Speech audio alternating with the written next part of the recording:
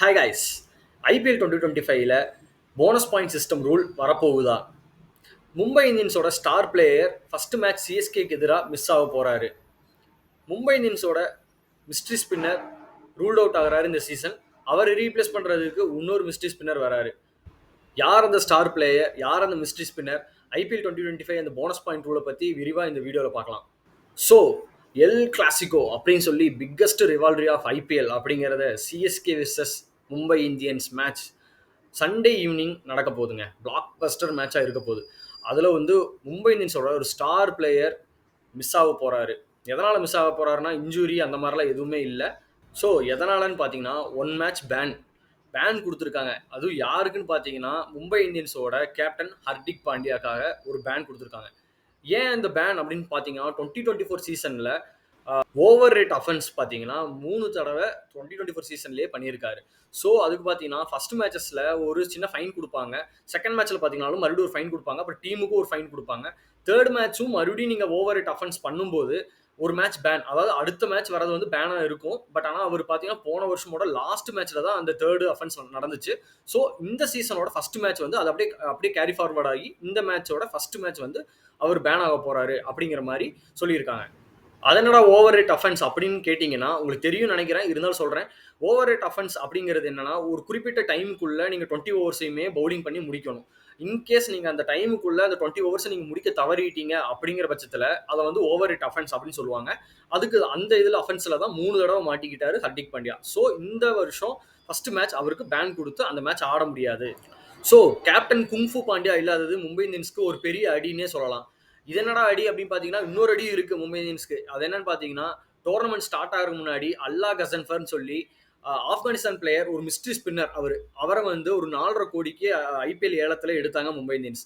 அவருக்கு இப்போ என்ன ஆயிடுச்சு அப்படின்னு பார்த்தீங்கன்னா அவருக்கு வந்து ஒரு இன்ஜுரி கன்சர்னால அவர் சாம்பியன்ஸ் ட்ராஃபிலையும் ரூல்ட் அவுட் ஆயிட்டாரு. ஐபிஎல் 2025க்கு ரூல்ட் அவுட் ஆயிட்டாரு டோட்டலாக. மும்பை இந்தியன்ஸ் பார்த்தீங்கன்னா மிச்சல் சாண்டரையும் அல்லா கசன்ஃபரையும் தான் ரொம்ப முக்கியமாக நம்பி ஸ்பின்னர்ஸ் அப்படின்னு சொல்லி எடுத்து வச்சிருந்தாங்க. பட் இப்போ அல்லா கசன்ஃபர் ஒரு 4.5 கோடிக்கு எடுத்து அவர் மிஸ்ட்ரி ஸ்பின்னர் மிஸ் ஆனதில் பார்த்தீங்கன்னா அவங்களோட ஸ்பின் டிபார்ட்மெண்ட்டே ரொம்ப வீக்கான மாதிரி இருக்குன்னே சொல்லலாம். ஸோ அவரை ரீப்ளேஸ் பண்ணுறதுக்காக இன்னொரு மிஸ்ட்ரி ஸ்பின்னரான அதே சேம் கண்ட்ரியை சேர்ந்த ஆப்கானிஸ்தான் கண்ட்ரியை சேர்ந்த முஜிபுர் ரஹ்மான ரீப்ளேஸ்மெண்ட் பிளேயராக எடுத்திருக்காங்க மும்பை இந்தியன்ஸ். ஸோ இந்த சேஞ்சஸ் பற்றியும் ஹர்திக் பாண்டியாவுக்கு நடந்த ஒன் பேன் பற்றியும் உங்கள் தாட்ஸ் ஏதாவது இருந்தால் கமெண்ட்ஸில் சொல்லுங்கள். ஸோ அடுத்து பார்த்தீங்கன்னா ஐபிஎல் 2025ல போனஸ் பாயிண்ட் ரூல் இருக்குமா இருக்காதா அப்படிங்கிறத நம்ம பார்க்கலாம். ஃபர்ஸ்ட் போனஸ் பாயிண்ட் ரூல்னா என்ன அப்படிங்கிறத பார்த்துருவோம்.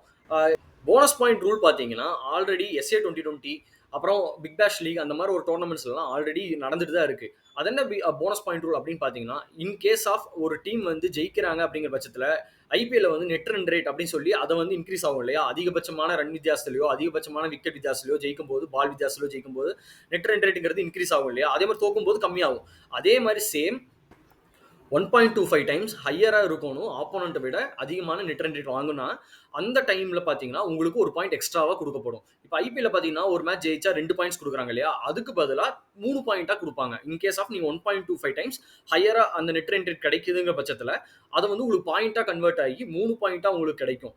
அதுதான் வந்து போனஸ் பாயிண்ட் ரூல்.